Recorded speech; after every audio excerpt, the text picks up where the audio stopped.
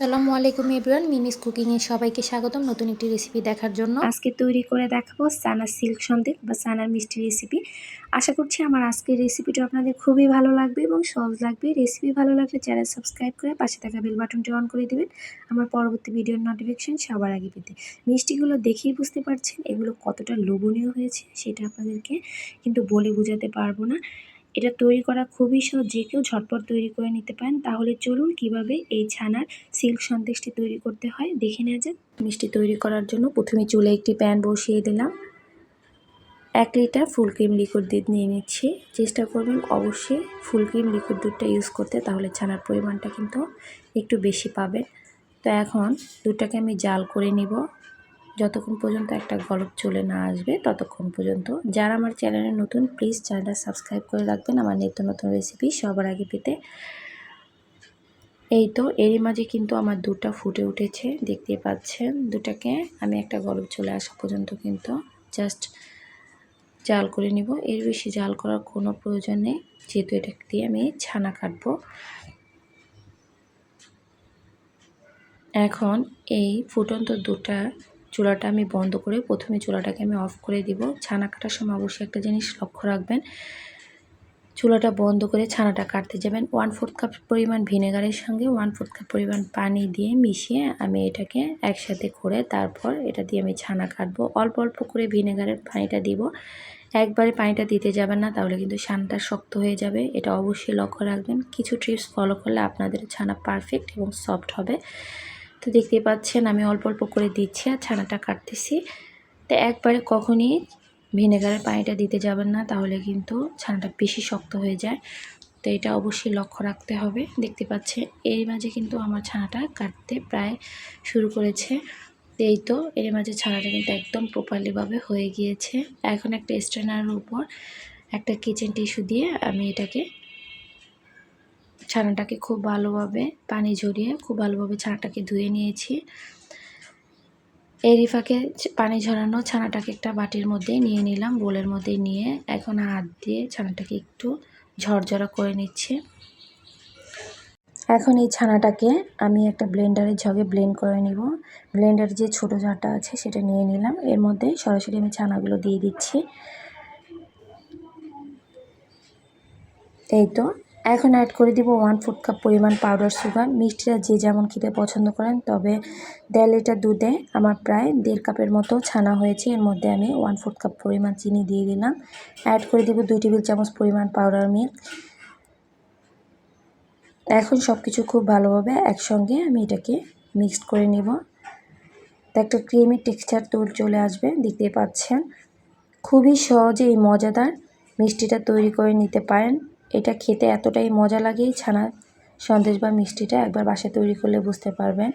এটার আরেকটু টিপস আছে, যেটা দেওয়ার কারণে এই মিষ্টিটার স্বাদ কিন্তু দ্বিগুণ বেড়ে যায়। এখন এর সঙ্গে আমি অ্যাড করে দিব কুচি করে রাখা ছোট ছোট করে কিউব করে করে রাখা গাজর কুচি, তাও দিয়ে দিব 1/4 কাপ পরিমাণ।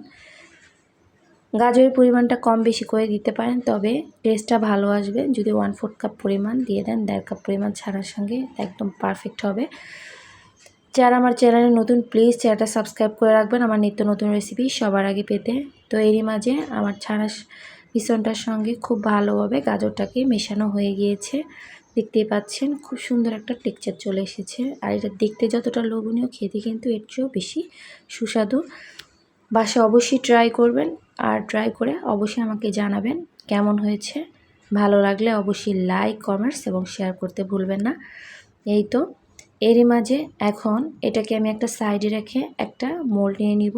এর মধ্যে আমি একটা বাটার পেপার বসিয়ে দিয়েছি এবং বাটিটাকে খুব ভালোভাবে বাটার ব্রাশ করে নিয়েছি। এখন যে মিশ্রণটা মিষ্টির জন্য রেডি করে নিয়েছি, তো মিশ্রণটা এর মধ্যে অ্যাড করে নিচ্ছি। দেখতেই পাচ্ছেন কতটা ইজিলি আপনারা এই মজাদার সিল্কি ছানার মিষ্টিটা তৈরি করে নিতে পারেন।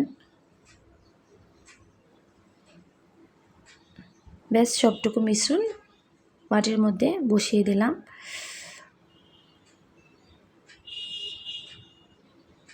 এখন একটা স্প্যাচুলা দিয়ে একটু আলতোভাবে এটাকে প্রেস করে নিচ্ছি আর সমান করে নিচ্ছি চারপাশটা।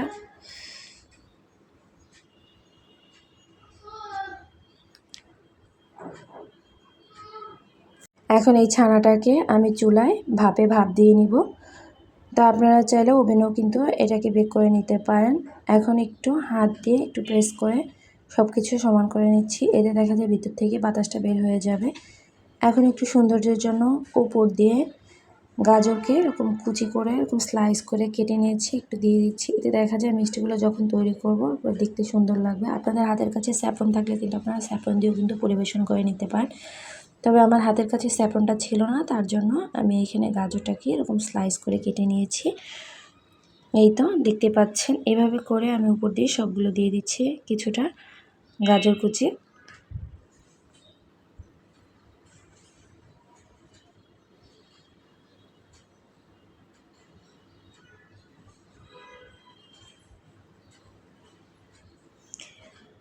এটা অপশনাল, চাইলে স্কিপ করতে পারেন, তবে দিলে দেখতে সুন্দর লাগে তার জন্য।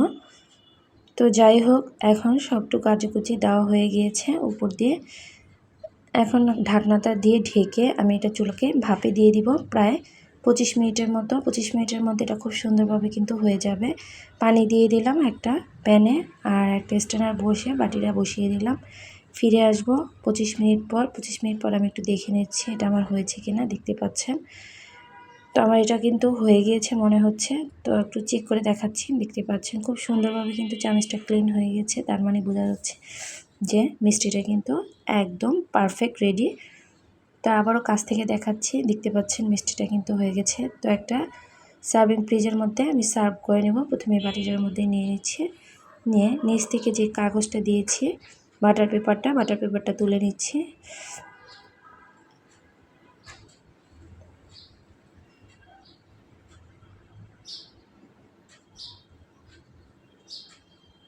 তো আপনারা দেখিয়ে বুঝতে পাচ্ছেন এই মিষ্টিটা তৈরি করা কতটা ইজি। এই মিষ্টিটা একবার হলো বাসায় তৈরি করবেন, দেখবেন পরিবারের সবাই চেটেপুটে খেয়ে ফেলবে, এটুকু অন্তত বলতে পারি। খেতে এতটা মজা লাগে, একবার বাসায় তৈরি করলে আপনারা নিজেরাই বুঝতে পারবেন। তো একটা সার্ভিং ফ্রিজে সার্ভ করে নিলাম, ব্যাস তৈরি হয়ে গেল ঝটপট মজাদার সানার সিল্কি মিষ্টি বা সানার সন্দেশ। তো আশা করছি আমার আজকের রেসিপিটা আপনাদের খুবই ভালো লেগেছে। ভালো লাগলে লাইক, কমেন্টস এবং শেয়ার করতে ভুলবেন না।